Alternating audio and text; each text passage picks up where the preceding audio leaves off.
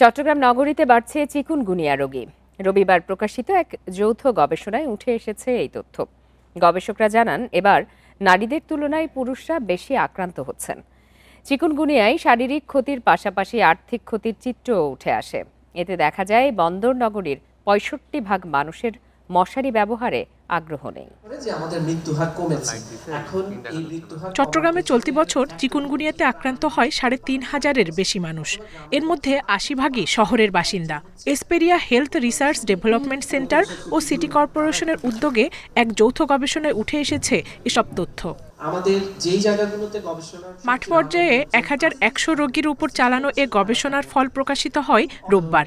গবেষকরা জানান, এবার নারীদের তুলনায় পুরুষরা বেশি আক্রান্ত হচ্ছেন। এছাড়া শিশুদের আক্রান্ত ৫ গুণ বেড়েছে।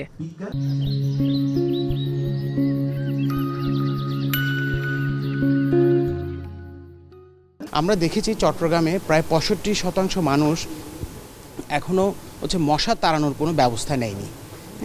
সবচেয়ে উল্লেখযোগ্য একটা ইন্টারেস্টিং ফাইন্ডিং হচ্ছে ১৫% মানুষ এখনও মশারি ব্যবহার করে না। গবেষণায় চিকুনগুনিয়ায় শারীরিক ক্ষতির পাশাপাশি আর্থিক ক্ষতির চিত্রও উঠে এসেছে। আক্রান্তদের গড়ে ১০ থেকে ১২,০০০ টাকা বাড়তি খরচ হয়েছে চিকিৎসা খাতে। একজন মানুষ চিকুনগুনিয়াতে আক্রান্ত হওয়ার পরে তাদের যে দীর্ঘমেয়াদী যে সমস্যাটা হচ্ছে, একই সাথে তাদের যে অর্থনৈতিক ক্ষতি এবং যেটা দেশ এবং সমাজের উপর যে ফিনান্সিয়াল যে বার্ডেনটা, সেটা নিয়েও আমরা একটু দেখার চেষ্টা করি।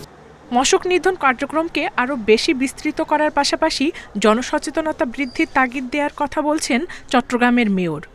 জনসচেতনতার পাশাপাশি ক্লিন সিটি, গ্রিন সিটির কথা বলছি, সেফ সিটির কথা বলছি, হেলদি সিটির কথা বলছি।